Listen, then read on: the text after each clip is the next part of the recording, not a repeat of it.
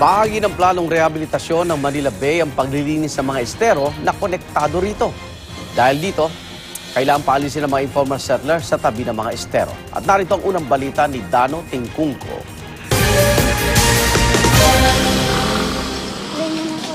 10 taon na sa Estero de Abad sa Maynila si Jovelyn Talyada. Nang magtanan sila ng kinakasama, nagdesisyon silang bumukod sa pamilyang nasa Pasay. Pero ang nilipatan nila, ang karitong ito na nasa gilid ng estero. Sidecar po. Latag lang dyan. Kasi nagtitinda po kami.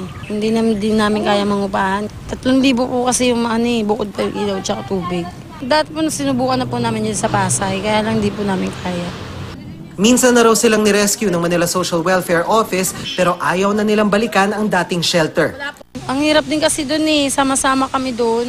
Natakot ako kasi hindi mo iba-iba yung mga tao doon, yung mga nagsosolvent. Ang pamilya ni Jovelyn ang isa sa mga informal settler na target paalisin ng mga otoridad para sa Manila Bay Rehabilitation.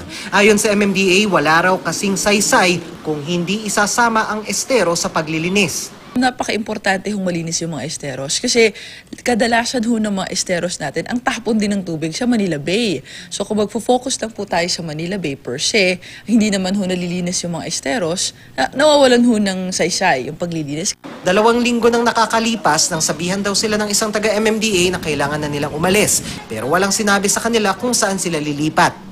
Yung naka-uniforme po ng MMDA yun Basta sabi, bago dumating yung 27, kailangan wala na kasi lilinisin na nga daw po ito. Yun, kaya nga po nakaligpit kami lahat dito. Alam niyo kung saan kayo pupunta? Siyempre 2 linggo pa, nag-iisip kami kung saan kami magtatago. Nakakita kami ng daguhan doon. Naglinis din sa Estero de Magdalena sa Binondo. Kasama rito ang pagtitibag sa mga barong-barong na nakatayo sa gilid mismo ng estero. Ito po ay normal na ginagawa ng PRRC na inililikas po yung mga taong nakatira within the 3-meter easement o yung danger zone na tinatawag natin. Kasi sila po yung mga nasa delikadong lugar kapag lalo na pag mabaha, may bagyo, sila yung mga unang naapektuhan. Ayon sa Pasig River Rehabilitation Commission, may kaukulan naman daw paglilipatan ng mga pamilyang paaalisin sa estero.